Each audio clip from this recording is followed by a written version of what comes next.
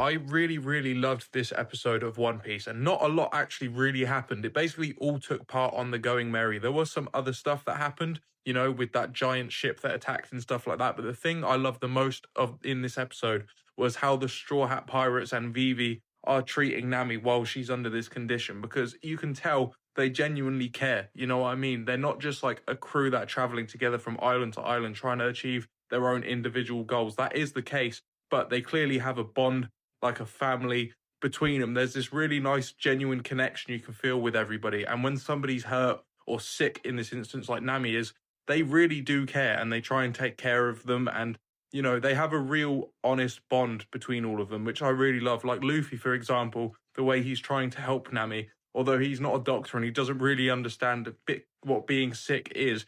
He's trying to make her feel better by making her laugh, talking about giving her food. He's like trying, and you can tell he really does care. He's not even leaving her side pretty much. And there's a really lovely scene when Nami wakes up in the middle of the night. Obviously she's very sick, and she just sees the rest of the Straw Hats lying in the cabin with her, like next to her, essentially just making sure she's okay. The only one that isn't in there is Sanji, who's on lookout essentially.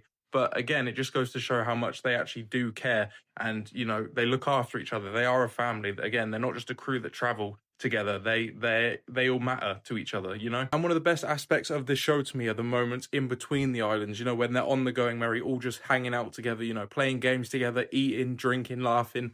Those small moments usually only last a few minutes, but when we actually get to see it, I just feel like it adds, each time it adds a little bit extra to like the puzzle of the Going Merry, of the Straw Hats. Do you know what I mean? It's all coming together so nicely, the crew.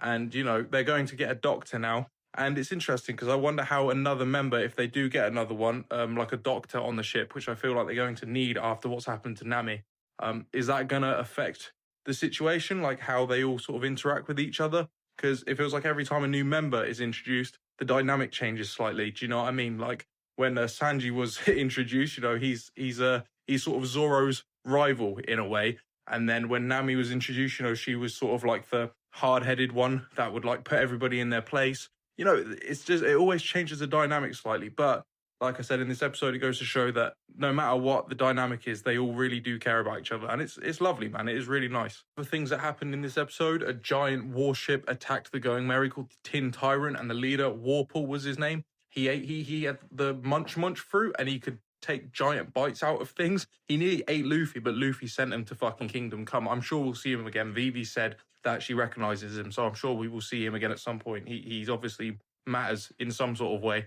But it was kind of funny watching him just actually eating the Going Merry and seeing Luffy's reaction to it. Like, he was pissed. It's always satisfying seeing Sanji and Zoro just deal with pirates like they do, just absolutely destroy them. I thought that was pretty, that's always fun to watch. And Vivi talks about the fact that the Grand Line has 4 different islands, like seasons. It has Winter Island, an Autumn Island, a Spring Island, and a Summer Island. And all 4 of those types all have their own seasons as well. So there's essentially 16 different climates that might have to be dealt with in the Grand Line. And that's not including, some outliers, some weird climates that they're not too sure on. So, each island is going to be very, very different, at least in terms of the climate. And, given how the last island was, the Little Garden, how that was stuck in the Jurassic era, you can only assume that every single island is going to be completely different and unique and interesting. So that's very exciting. And in this episode, they've landed on a winter island and it's completely covered in snow.